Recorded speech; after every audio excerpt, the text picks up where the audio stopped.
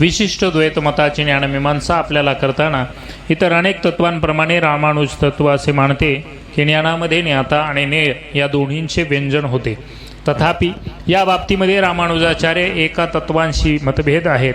म्हणजे भेदाच्या मुद्द्यांपैकी सर्वात महत्त्वाचा मुद्दा म्हणजे रामानुजाचार्यांच्या मते ज्ञान संपादनात विवेचन प्रक्रिया सारभूत महत्त्वाची असून मनाला अविविक्त स्वरूपाचे आकलन होणे शक्य नाही।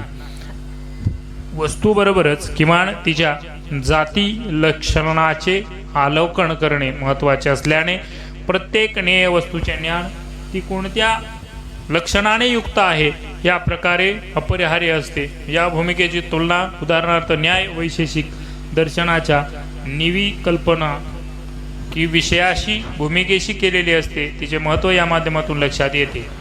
न्याय वैशेषिक भूमिकेच्या प्रथमता केवळ विलग व सद्वस्तूंचे आकलन होते। रामानुजाचार्यांच्या मते संवेदनाची अशी अवस्था ही एक मानसशास्त्रीय कल्पोकल्पित असून न्यायवैशिकाने दर्शनाने मांडलेली सविकल्पक हीच संवेदनाची प्राथमिक अवस्था होय। या अवस्थेतील घटकांचे पृथक्करण हा केवळ पुनर्विचाराचा परिपाक असून वस्तुतः घडणाऱ्या संवेदनाच्या मानसिक प्रक्रियेमध्ये किंवा त्याच्याशी अनुरूप असे काहीही नसते। याचाच अर्थ रामानुजाचार्य सविकल्पक आणि निर्विकल्पक यामध्ये भेद अमान्य करतात असे नव्हे, तर त्यांच्या दृष्टीने दोहींमधील आश्रय हा संमिश्र स्वरूपाचा असतो। जेव्हा एखाद्या वस्तूचे प्रथमच ज्ञान होते तेव्हा येणाऱ्या संवेदनात्मक अनुभवाला निर्विकल्पक असे म्हणतात। ही प्राथमिक प्रतीत असते, त्यामध्ये वस्तूच्या काही पूर्वसंकल्पनांचे प्रत्यावहन होत नाही। समजा एखाद्या मुलाने एखादी गाय पाहिली, त्यावेळी कोणत्याही ना कोणत्या लक्षणाने युक्त असलेली वस्तू त्या स्वरूपामध्ये त्याला दिसते। जेव्हा एखादी गाय पुन्हा त्याच्या दृष्टीत पडते तेव्हा पुनरुत्पादिक पूर्वसंस्कारासह तिचे दर्शन होते। त्या दुसऱ्या किंवा नंतरच्या आकलनाला पूर्व अनुभवाच्या आधारे नवीन वस्तू जाणण्याला रामानुजाचार्यांनी सविकल्पक हे नाव दिले आहे। निर्विकल्पक या अवस्थेमध्ये संवेदनात्मक अनुभवाचा आकार ही गाय आहे असा असतो, तर सविकल्पक अवस्थेमध्ये संवेदनात्मक अनुभवाचा आकार ही गाय आहे असा होतो। जेव्हा सविकल्पक संवेदनेमध्ये अभिप्रेत असणारी प्रगती न्यायवैशेषिक दर्शनाने मांडल्याप्रमाणे साध्या सरळ संवेदनाचे संमिश्र संवेदनात रूपांतर होते। आतापर्यंत नवीन असलेली तीच संमिश्र वस्तू प्रगतीमुळे नवीन राहता परिचित होते। हेच वेगळ्या शब्दात पुढील सांगता येईल की न्याय वैशेषिक दर्शनानुसार केवळ सविकल्पक ज्ञानामध्ये निश्चय क्रिया होते, तेव्हा निर्विकल्पक ज्ञानाने केवळ निश्चयाचा आशय प्राप्त होतो। रामानुजाचार्यांच्या मतानुसार सर्वच संवेदनात्मक अनुभवात निश्चय क्रिया होत असते, तेव्हा सविकल्पक तोच हा देवदत्त या प्रत्यभिज्ञेची एकरूप होत नाही। कारण प्रत्यभिज्ञेमध्ये एकाच वस्तूचे दोन वेळा संवेदन होत असते। एकाच प्रकारच्या अनेक वस्तूंचे संवेदन झाले म्हणजे सविकल्पक ज्ञानाचा उदय होतो। या दोन्ही क्रियामुळे प्रतीत होणाऱ्या एखाद्या वस्तूचा पुनरुत्पादित पूर्वसंस्काराशी संबंध जोडला जातो हे मात्र खरे, परंतु सविकल्पामध्ये लक्षणाच्या संस्काराचे पुनरुत्पादित होणे हे तर प्रतिभिन्नतेमध्ये त्याच्याबरोबर विशिष्ट वस्तूच्या संस्काराचेही पुनरुत्पादित होत असते। शिवाय सर्वच संवेदनामध्ये निश्चयक्रिया अनुसूत्य असली तरी प्रतिभिज्ञेमध्ये या दोनही प्रसंगी त्या वस्तूचे ज्ञान होते। त्या दोहींच्या स्थल कालभेदांचाही स्पष्ट बोध होत असतो। संवेदनामध्ये प्राथमिक अवस्थेमध्ये विशेषणरहित वस्तूचे ज्ञान होत नाही। इतकेच नव्हे तर सर्व ज्ञान अपरिहार्यपणे वस्तूच्या संमिश्र गुणाचे रूपाचे ज्ञान असते। अंतिम सत्य तत्व ज्ञानही याला अपवाद नाही। रामानुज आणि शंकरमत यामध्ये एक मूलगामी भेद होय हे आपल्याला यावरून दिसते।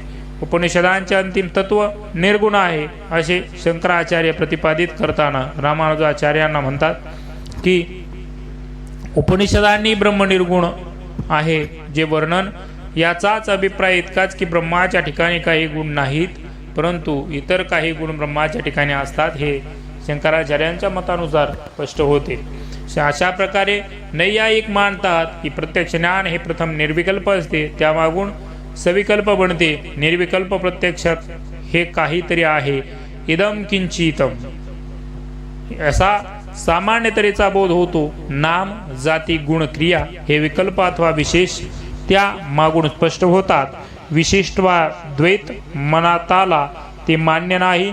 निर्विकल्प प्रत्यक्षाची सिद्धता नैयायिक अनुमानाने करतात, पण निर्विकल्पाचा जर कधी अनुभव येत नसेल तर त्यासंबंधी अनुमान वापरणे हाही आक्षेप विशिष्ट द्वैत घेत असते.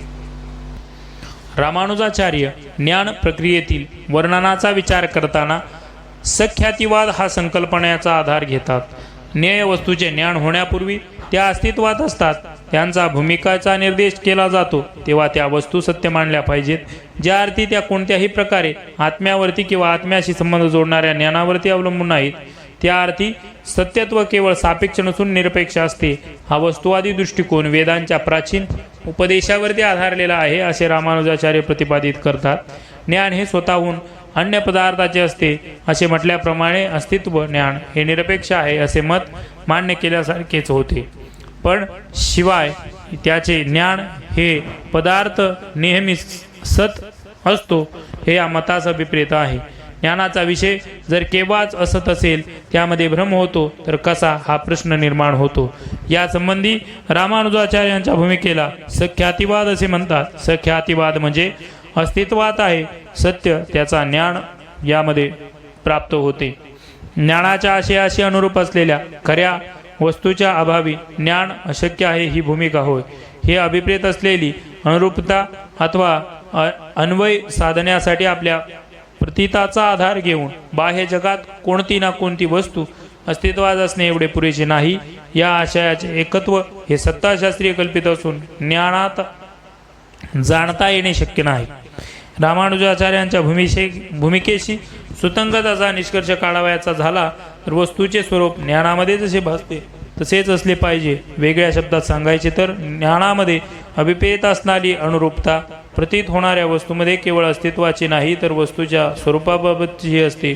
ब्रह्मामध्ये अनुरूप ज्ञेय वस्तूच्या ज्ञानाचे यामध्ये ज्ञान होते असे वाटते. जेव्हा प्रकृत अथवा अविकृत संवेदनांच्या बाबतीत ही भूमिका स्वीकारते तेव्हा सहज समजल्यासारखे असले तरी भ्रमाच्या बाबतीत या भूमिकेशी कशी स्वीकारता येईल हा प्रश्न या माध्यमातून उपस्थित होतो. तसेच ज्याला भ्रम म्हणतो तो संभवता तरी कसा, याचाच सर्व ज्ञान आणि यथार्थ ज्ञान या ब्रह्मामध्ये पदार्थ जसे वाचतात तसे वस्तुता असे असतात. रामानुजांचे उत्तर हे होय आहे. हे उत्तर पटवून देण्यासाठी रामानुजाचार्य निरनिराळ्या प्रकारच्या भ्रमांची उदाहरणे घेऊन त्याचा खुलासा करतात. समोर शिंपले दिसत असताना रुपयाचा भास होतो, तेथे रुपये येते कोठून. याला उत्तर की शिंपल्यासारखे रुपये हे थोडे असते आणि जे असते तेच भासते. जगामध्ये सर्वच वस्तू अथवा अनेक स्थूल महाभूतांपासून बनलेल्या असतात. प्रत्येक स्थूल महाभूत पंच क्रियेने पाचही स्थूल महाभूतांमध्ये एकत्र येऊन झालेले असते. त्यामुळे कुठल्याही द्रव्याची सूक्ष्म रूपाने इतर कुठल्याही द्रव्य असते. शिंपल्यामध्ये रुपये असते. समोर शिंपले दिसत असताना रुपये आहे असा भास होतो, भ्रम होतो. त्यावेळी असलेले सतरूपच त्यामध्ये दिसते. वाळवंट असूनही या ठिकाणी पाणी दिसते, त्याला मृगजळ म्हणतो. मृगजळातही खरोखरचे जल असते. पृथ्वी द्रव्यात काही अंशी जलद्रव्य असतेच, हे फार कल्प असते एवढेच. कावीळ झालेल्या व्यक्तीस पांढरा शंख पिवळा दिसतो. याचे कारण त्या रोगग्रस्त व्यक्तीच्या नेत्रगोलात जमा झालेल्या पित्तरसामुळे त्यातून निघणारे किरण पिवळे होते. त्यामुळे समोरच्या पदार्थावरचा श्वेतरंग पीत रंगाने झाकला जातो. कावीळ असलेल्या व्यक्तीस जो पिवळेपणा दिसतो तो त्या पदार्थामध्ये नवीन चढलेला पिवळेपणा होय, तो सतच असतो.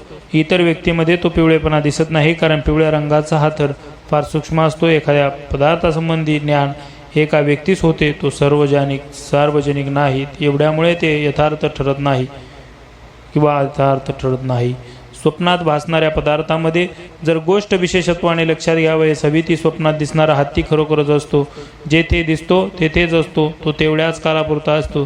स्वप्न अनुभवणाऱ्या व्यक्तीपुरताच असतो. या व्यक्तीमध्ये पूर्वकर्मामुळे तो तिला अनुभव घ्यावे लागणे योग्य असते. इतर व्यक्तींच्या पूर्वकर्मानुसार तो अनुभव त्यांना यावयाची आवश्यकता नसते. म्हणून हत्तीचे ज्ञान सार्वजनिक नसते. जगामधील सर्व पदार्थ उत्पन्न होत असताना जीवांना पूर्वकर्मानुसार योग्य ते भोग मिळावेत म्हणून योग्य मग स्वप्नामधील अनुभवाला हाच न्याय लावण्यात काय चूक आहे असे रामानुजाचार्य मांडतात। तेव्हा अशा रीतीने जे जे भ्रमाचे उदाहरण आपण देऊ त्या प्रकारे त्या ठिकाणी भान होते, तो म्हणजे पदार्थ सत आहे, हा आग्रह विशिष्ट द्वैत मध्ये रामानुजांच्या मतात धरला गेला आहे। मग प्रश्न उपस्थित होतो की भ्रम याचा अर्थ तरी काय? भ्रमज्ञान यथार्थ जर असेल तर ते प्रमाण मानावे लागेल, मग भ्रमाचे भ्रमत्व कशात राहिले? हा प्रश्न जेव्हा रामानुजाचार्यांना विचारला जातो तेव्हा उत्तर म्हणजे भ्रमज्ञान हे जरी यथार्थ असले तरी त्याच प्रामाण्य नाही, ते प्रमाण नव्हे। ज्ञानास प्रामाण्य येण्यासाठी नुसते यथार्थ असून चालत नाही, तर व्यवहार गुणही असावे लागतात। यामध्ये व्यावहारिक गरजांस उपयोगी पडेल असे ते हवे। शिंपल्यांच्या ठिकाणी रुपयाचे ज्ञान होते, यथार्थ असते, पण त्या ज्ञानाचा व्यवहारात काही उपयोग करून घेता येत नाही, म्हणून ते अप्रमाण होऊन भ्रम यामध्ये येते। शिंपल्यांच्या ठिकाणी रुपये असते, पण ते फारच अल्प असते। शिंपल्यांचा इतर भाग फार मोठा असतो, त्याचे ग्रहण न करता केवळ अंशमान असलेल्या रुपयाचे ग्रहण करणे म्हणजे ज्ञान यथार्थ असले तरी संकुचित असे रामानुज म्हणतात। या उदाहरणाचे स्पष्टीकरण अभिप्राय शोधण्याचा उद्देश या ठिकाणी इतकाच की शंख पिवळा आणि स्वप्नातील हत्ती हे केवळ व्यक्तिगत अनुभवाचे विषय आहेत। हे असत्य नसले तरी अस्तित्व भ्रमाच्या काळापुरते मर्यादित आहेत। स्वाभाविकच ज्याला वस्तू दिसतात तो त्या अस्तित्वाशी साक्ष देऊ शकतो। एका अर्थाने मृगजळ किंवा शिंपल्याच्या ठिकाणी होणारा चांदीचा भास याचाही विशिष्ट व्यक्तीशी संबंध असतो। एका व्यक्तीने संवेदना झालेल्या पाणी किंवा चांदी या वस्तूवर गृहीत अभिगमनानुसार भ्रम नाहीसा झाल्यानंतर पतित होणाऱ्या वस्तूचे खरे घटक स्वरूपामध्ये अस्तित्वात असल्यामुळे सर्वांना पडताळा पाहता येतो। यावरून दिसते की रामानुजाचार्य दोन भिन्न वस्तुवर्ग मानतात। एका वस्तूमध्ये वस्तूचे सर्वांना किंवा अनेकांना ज्ञान होते म्हणजे सार्वजनिक वस्तू म्हणता येईल। दुसऱ्या वस्तूमध्ये वस्तू एका व्यक्तीपुरती मर्यादित असते म्हणजे खाजगी वस्तू म्हणता येईल। ज्ञानमीमांसेच्या बाबतीत भूमिकेमध्ये शंकराचार्य अद्वैत मताच्या भूमिकेची एकरूप ठरलेली असली तरी सद्वस्तूचे भेद नाकारण्यासाठीच त्यांनी सख्यातिवादाचे प्रतिपादन केले। सत्यतेच्या दृष्टी खाजगी आणि सार्वजनिक वस्तूमध्ये कोणतीही भेद नाही। दोन्हींचे अस्तित्व बाह्य आणि ज्ञाननिरपेक्ष असून दोन्ही निरपेक्ष सत्य आहेत। एखादी वस्तू खाजगी असल्यामुळे तिला बाधा येत नाही, त्यामुळे सुखदुःखे आपणापाशी प्रत्येकाची व्यक्तिगत सुखदुःखे आहेत, परंतु ती कमी सत्य ठरत नाही। ब्रह्मांच्या वरील प्रकारांचे उदाहरण स्पष्टीकरण किती भिन्न असले तरी त्या स्पष्टीकरणाच्या वैज्ञानिक मूल्याविषयी कोणतेही मत असले तरी सख्यातिवादाचा हेतू ज्ञान आणि कधीही विपरीत नसतो। मेदालण्याचा प्रयत्न त्या ठिकाणी दिसतो। ज्या वस्तूंच्या अस्तित्वाची ग्वाही केवळ व्यक्तीच देऊ शकते अशा वस्तूंना ज्ञानातील कोणतीही घटना कल्पित किंवा व्यक्तिगत नसते, त्याला तथाकथित भ्रमांचाही अपवाद असतो। तेथे कोणी असे विचारले की जर सर्व ज्ञान सारखेच प्रमाण आहे तर ज्ञान आणि प्रमाण, विपर्यास आणि भ्रम यामध्ये सर्व सामान्य भेदाचा खुलासा कसा करायचा? यावर घेतलेल्या उदाहरणावरून दिसतो। पांढऱ्या रंगाचे ज्ञान न झाल्यामुळे किंवा आधीत संतोतंत विधान करवायचे झाले तर पांढरा रंग झाकला गेला, या स्थितीचे दुर्लक्ष झाल्यामुळे विपर्यास उद्भवतो। प्रभाकर मीमांसेमधील आख्याती किंवा रामानुजाचार्यांची सख्याती यामध्ये साम्य आहे। समोरचा पदार्थ केवळ स्मरणात असेल, रूपे किंवा वास्तविक संबंध अभाव असताना प्रत्येक ग्रहण केले जात नाही, त्यामुळे शिंपल्याच्या ठिकाणी रूपाचा भास होतो अशी उपपत्ती प्रभाकर मांडतात। रामानुजाचार्यांच्या भ्रमाच्या ठिकाणी अकारणात्मक दोष असतो असे म्हणता येईल। समोरच्या पदार्थाचे रूपाचे प्रमाण अल्प आहे हे लक्षात घेतले जात नाही। रूपाशिवाय जे द्रव्य अन्नद्रव्य आहे ते ध्यानात घेतले जात नाही, त्याचे ग्रहण केले जात नाही। थोडक्यात ब्रह्मज्ञान हे अल्पज्ञान असते, अपुरे अथवा संकुचित ज्ञान हे ब्रह्मज्ञान होय। विचाराची दिशा पत्करावी जावी ते व्यवहार आपले सर्व ज्ञान थोड्याफार अंशाने भ्रमात्मक असते। केवळ मुक्त पुरुषाच्या धर्मभूत ज्ञानाचा पूर्ण विस्तार यामध्ये झालेला असतो, तेवढेच ज्ञान सर्वस्वी ब्रह्मात किंवा पूर्णतया प्रमाण यामध्ये होईल। रामानुजाचार्य मोक्षाची संकल्पना मांडताना कर्मयोग, ज्ञानयोग आणि भक्तियोग याच्या माध्यमातून आपले मत प्रतिपादन करतात। अद्वैत मताप्रमाणे विशिष्टोद्वैत रामानुजाचार्यांच्या प्रस्तुत मताचाही आचार्य धर्माचा प्रभाव भगवद्गीतेमध्ये उपदेशल्या कर्मयोगापासून होतो। कर्मयोगाच्या आचरणामुळे चित्तशुद्धी होऊन मनुष्य मोक्षप्राप्तीत पात्र होतो। रामानुजाचार्यांची कर्मे आणि कर्तव्य हे वेगवेगळ्या पूर्वतराची व्यवस्थेनुसार अंग मानले नाही तर भक्तियोगाला प्रारंभ केल्यानंतर कर्तव्य राहतेच। तेव्हा अद्वैत मताने मांडलेला कर्मसिद्धांत रामानुजाचार्यांनी अमान्य केला। मनुष्याने नित्य कर्म केले पाहिजे, निमित्ताने ती जी टाळता येणार नाही अशी कर्तव्य कधी सोडू नयेत। असे केल्याने पातकी ठरेल। वेद विहित कर्माची उपेक्षा केल्यामुळे तो मोक्षाला मुकेल असे रामानुजाचार्यांनी ठाम भूमिका यामध्ये मांडलेली आहे.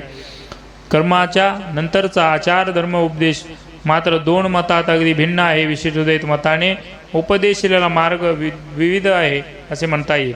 ज्ञानयोग, ज्ञानाचा अर्थ श्रवणाने म्हणजे योग्य गुरुच्या मार्गदर्शनाखाली केलेल्या वेदाध्ययनाने जीवाच्या खऱ्या स्वरूपाचे ज्ञान झाल्यानंतर चिंतन करणे असा होय. त्यामध्ये कर्मयोगाचे यशस्वीरित्या आचरण करणे होय. तेच ज्ञानयोगाच्या आचरणाला पात्र होते. सामान्यतः मनुष्य आत्म्याचे त्याच्याशी तादात्म्य मानतो. त्यामुळे देह, इंद्रिय इत्यादी विविध संस्थितींनी आत्मा कसा भिन्न आहे, त्यांच्याविषयी आसक्तीमुळे आध्यात्मिक प्रगतीला कशी बाधा येते हे जाणणे चिंतनाचा उद्दिष्ट. ज्ञानयोग सफल झाला म्हणजे आचार धर्माची इति कर्तव्याची झाली नाही असे म्हणता येईल. कारण रामानुजाचार्यांच्या मते जीव हा एक अंतिम सद्वस्तू असली तरी अंतिम नाही. आपल्या स्वरूपाचा भौतिक परिस्थितीशी असणारा संबंध जाणण्यात साधकाला यश आले असले तरी विविध परमात्म्याशी परमेश्वराचे असलेला संबंध शोध घेण्यात उत्तर तेच. रामानुजाचार्यांच्या मते जोपर्यंत मानवाला ईश्वर ज्ञान होत नाही तोपर्यंत त्याला स्वतःचेही खरे ज्ञान होणे शक्य नाही. अशा ज्ञानासाठी ज्या उपायांचा उपदेश दिला त्यामध्ये भक्तियोग हा आपल्याला यामध्ये मार्गदर्शन करताना दिसतो.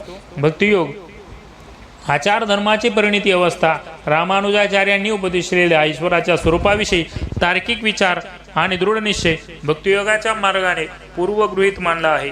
या अर्थाने ज्ञानयोगामध्ये जे यशस्वी झाले आहेत तेच भक्तियोगाला पात्र होतात. भक्ती म्हणजे ध्यान समीकरण केले आहे तेव्हा भक्ती म्हणजे उपनिषदामध्ये उपदेशिलेली उपासना चिंतन असा अर्थ यामध्ये करता येईल. मात्र लक्षात ठेवले पाहिजे की प्रेमाचाही अंतर्भाव यामध्ये आहे. भक्ती म्हणजे केवळ अंतिम तत्वावरील चिंताची कठोर एकाग्रता हे व्यक्तिरूपे ईश्वराचे प्रमोदकट चिंतन होय. रामानुजाचार्यांनी जीवाविषयी एक विशेष कल्पना स्वीकारली. त्यामुळे भक्ती आणखी एक अभिप्रायामध्ये सांगता येईल की ईश्वर विश्वातील एकमेव शक्ती असून आपण सर्वस्वी तिच्यावरती अवलंबून आहोत ही भावना शेषत्व होय. तेव्हा ज्ञानयोगाप्रमाणे भक्तियोग हे एक चिंतन आहे. तथापि योगामधील चिंतन हे प्रेम आणि अधीनता या भावनाने परिलुप्त असणे म्हणजे चिंतन होय. खरे तर मोक्ष यामुळे प्राप्त होतो. या लोकातील जीवनानंतर मोक्ष प्राप्त होतो. प्राचीन सिद्धांताशी रामानुजांचा हा सिद्धांत यामध्ये मेळ खाताना दिसतो. भक्ती ह्या साधनामध्ये श्रेष्ठ माणसांची, ईश्वराची, देवदेवतांची किंवा देवतांच्या प्रेमाची सेवा करणे होय. भक्ती मार्गाने भावनेला प्राधान्य असते. भक्ती हा एक प्रकारचा भाव असतो. भक्ती आणि भक्त यामध्ये अपेक्षित असतो. तो आपल्या उपास्य देवतेला श्रेष्ठ मानून स्वतःकडे गौणत्व घेतो. भक्तीमध्ये असणारी भक्ती करणारा अत्यंत विनम्र असतो. तो ज्या देवतेची भक्ती करतो, उपासना करतो त्याला गुणांच्या बाबतीत सर्वापेक्षा श्रेष्ठ मानतो. भक्ती हे नेहमी स्वच्छेने स्वयंप्रेरणेने केली जाणारी पूजा किंवा अर्चना असते. सतत देवांचे, ईश्वराचे स्मरण, चिंतन, ध्यान, प्रेमाने विविध प्रकारचे उपहार घेऊन पूजा अर्चा करणे भक्तीचे प्रत्यक्ष रूप यामध्ये आहे. भक्ती करण्यामध्ये ईश्वराला संतुष्ट व प्रसन्न करण्याचा प्रयत्न असतो. भक्ती करणे म्हणजे चित्त एकाग्र करणे व पुढे त्याचे ध्यान करणे या अर्थाने आहे. भक्त आणि भक्तांचे प्रकार यामध्ये महत्त्वाचे ठरतात. भक्तीची साधने ही यामध्ये महत्त्वाची ठरतात. रामानुजाचार्यांच्या दृष्टीने भक्ती ही केवळ अंधनेपणाने करण्याची सेवा नसते. भक्तीत मानवाने अंतर्बाह्य शुद्ध पवित्र व्हायचे असते. योगाला जशी देहशुद्धी चित्तशुद्धी आवश्यक असते तशी भक्तालाही आवश्यक असते. भक्ती हा एका प्रकारचा योग आहे. रामानुजाचार्यांच्या मते अभिप्रेत असलेल्या भक्तीमध्ये ईश्वराविषयी प्रेम आदर भाव निर्माण करणे महत्त्वाचे आहे. प्रेम आणि ब्रह्मज्ञान यांचा सुंदर समागम यामध्ये महत्त्वाचा ठरतो. भक्ती शब्द हा प्रीतिविशेषण आहे. प्रचितचा ज्ञानविशेष एवं वेदांत संग्रहात असे म्हटले की भक्ती डोळस ज्ञानपूर्ण असते. ती आंधळेपणाचे यांत्रिकीपणाचे करायचे पूजा अर्चा नसते. शुद्ध भक्तीसाठी रामानुजाचार्य 7 साधनांचा वापर करतात. ते म्हणजे विवेक, विमोक, अभ्यास, क्रिया, कल्याण, अनवसाद आणि अनुदर्श यामध्ये महत्त्वाची साधने ते स्पष्ट करतात. विवेक म्हणजे अदूषित अन्नाने सत्वशुद्धीही होते. आहार शुद्धे सत्वशुद्धे सत्वशुद्ध्या ध्रुवा स्मृती माणसाच्या मनाची किंवा चित्ताची शुद्धी त्याच्या अन्नावरती अवलंबून असते. म्हणून आहार शुद्धी ठेवणे महत्त्वाचे ठरते. भक्ताने विवेक वापरून दूषित झालेले अन्न वर्ज्य करावे तरच त्याचे मन शुद्ध राहील. परमेश्वराने त्याच्याकडून अखंडपणे ध्यान होऊ शकेल. विमुख म्हणजे कामवासाची आसक्ती न बाळगणे. गीता यांनी नरकामची द्वारे याला समजले आहे. भक्ताने काम, क्रोध, क्रीडा, लोभ यासारख्या षड्विकारांच्या आहारी न जाता त्यावरती विजय मिळवून कामाची तृप्ती ही धर्माच्या विरुद्ध पद्धतीने करता कामा नये. तर रामानुजाचार्यांनी भक्ताच्या ब्रह्मचर्यत्वाचे पालन याला मग आग्रहाने सांगितले आहे. यानंतर अभ्यास म्हणजे आपल्या उपस्थित देवतेचे पुन्हा पुन्हा सातत्याने चिंतन करणे, चित्त एकाग्र करणे म्हणजे अभ्यास यामध्ये सांगितला आहे. यानंतरचे तत्व म्हणजे क्रिया. श्रुती, स्मृती, पुराणे, इतिहास यांनी सांगितलेली कर्मे शक्तीनुसार करणे याला अनुष्ठान करणे म्हणजे क्रिया होय. जो पुरुष यामध्ये क्रिया आणि ब्रह्मतत्वाचे श्रेष्ठ असतो, क्रियामध्ये आगमनांचे अध्ययन करणे, देवतांना आहुती देणे, मूर्त पूर्वजांचे तर्पण करणे, गाय, कुत्रा, कावळा यासारख्या प्राण्यांना बळी देणे व अतिथीचे आतिथ्य करणे यांचा समावेश यामध्ये मानला गेला होता. यामध्ये गाय, कुत्रा, कावळा यासारख्या प्राण्यांना बली म्हणजे अन्न देणे असा अर्थ सामावलेला आहे. त्यांचा बळी घेणे हा अर्थ यामध्ये अपेक्षित नाही. कल्याण म्हणजे सत्य बोलणे, सर्व जीवांचे कल्याण चिंतने होय. मन, वचन, कर्म यांची एकरूपता यामध्ये महत्वाची ठरते. तर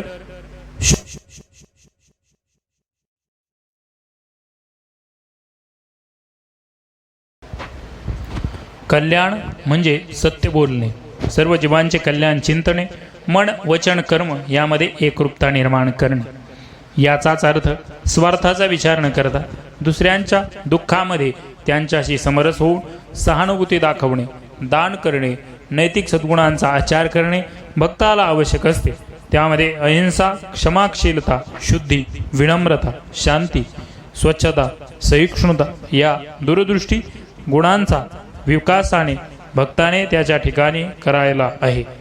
अनवसाद म्हणजे भक्ताने आपली संकटे, प्रतिकूल घटना यामध्ये निराश न होऊन आपले धैर्य व उत्साह सोडून नये असे यामध्ये महत्त्वाचे ठरले आहे. मन शांत, अशुद्ध, प्रसन्न, समतोल राखून शुद्ध, शांत, अस्थिर झाले तर ईश्वराचे विस्मरण होण्याचा धोका यामध्ये संभवतो असेही म्हटले आहे.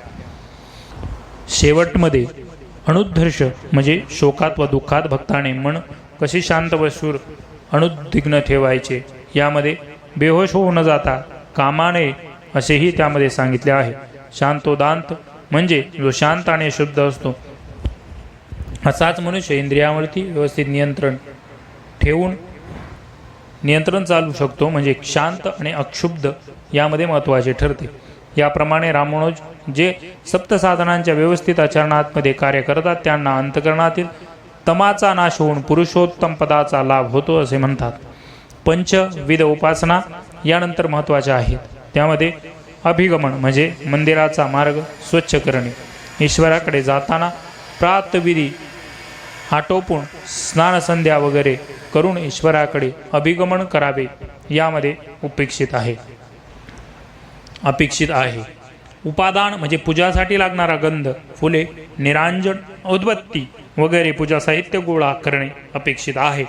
इज्जा ज्यामध्ये ईश्वर 5, 6, 16 उपचारांची पूजा करून ईश्वराला आरती करणे, वारा घालणे, हार घालणे, अंगाला चंदन माखणे, पंचामृताचा, फळांचा, मिष्टानाचा नैवेद्य दाखवणे अभिप्रेत आहे. स्वाध्याय म्हणजे वैष्णव सूक्ते, स्तोत्रयाचे पठण करणे, जप करणे, मंत्रांचा उद्घोष करणे, कीर्तन करणे, नामसंकीर्तन करणे म्हणजे स्वाध्याय अपेक्षित आहे. योग म्हणजे भक्ताने एकाग्र चित्ताने आपल्या उपस्थित देवतेचे ध्यान करणे यानंतरच्या शेवटच्यामध्ये महत्त्वाचे ठरते.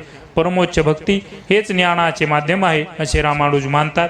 रामानुजांनी भक्ती, विवेक, विमोक, अभ्यास, क्रिया, कल्याण, सत्य, आर्जव, दया, अहिंसा, दान, अनवसाद या आचार आणि कर्तव्याची आवश्यकता असे प्रतिपादन करताना म्हणतात की भक्ती आंधळी व केवळ भावना प्रधान आसक्ती नाही तर तिच्यामध्ये बुद्धी व इच्छाशक्ती सामावलेली आहे. अनुशासन असणे यामध्ये गरजेचे असते. भक्तीत ज्ञानप्रधानता असते. भक्ती म्हणजे मन आणि हृदय सर्वांनी मिळून विचार आणि भावना निश्चयांशी एकाग्र होऊन ईश्वरावरती प्रेम करणे अपेक्षित आहे. वेदार्थ संग्रहामध्ये रामानुजाचार्य साधन भक्ती पराभक्ती यामध्ये फरक करतात। साधन भक्तीमध्ये शरीर मन वाणी विभेमध्ये कर्मे स्वाध्याय अनासक्ती वगैरेंचा अनात्प्रभाव होतो, ज्यामध्ये तिच्यामध्ये सोपास्कर व बाह्यविधींचा समावेश देखील आहे। असा परमोच्च आनंद यामध्ये मिळत असतो। भक्तीच्या प्रकारामध्ये रामानुजाचार्य प्रपत्ती व शरणागती या दोन भक्तीचे प्रकार सांगतात। प्रपत्तीमध्ये रामानुजाचार्यांच्या मते भक्तीच्या आधी येते प्रपत्ती। भक्ताने ईश्वराला शरण जाणे महत्त्वाचे ठरते। ईश्वरावरती पूर्णपणे विसंपूर्ण राहणे राहणे गरजेचे असते। तर प्रपत्तीमध्ये भक्ताची अट असते की भगवान उपासादिनी भगवत प्रतिम। गीता भाष्यामध्ये रामानुजाचार्य प्रपत्तीचे वर्णन करतात व भक्तीमध्ये पूजा अर्चा स्वाध्याय तीर्थयात्रा वगैरे गोष्टींचा समावेश यामध्ये करतात। शरणागती म्हणजे प्रपत्ती किंवा शरणागती म्हणून ओळखली जाते। प्रपत्ती म्हणजे दोन शब्द समानार्थक अजून यामध्ये पाहायला मिळतात। जीवात्मा ईश्वराला शरण जातो। शरणागती म्हणतात ईश्वराप्रती शरण जाणे त्याला महत्त्वाचे वाटते। शरणागती ही एक शास्त्र असून कला आहे रामानुजाचार्य मानतात। शरणागती याला रामानुजाचार्यांच्या दृष्टीने भक्ती केवळ आंधळेपणाने सेवा नाही तर अंतर्बाह्य मविनाने पवित्रपणे केले जाणारे कृत्य यामध्ये अपेक्षित असते। हे आपल्याला या माध्यमातून समजून घेण्यास मदत होतो। धन्यवाद।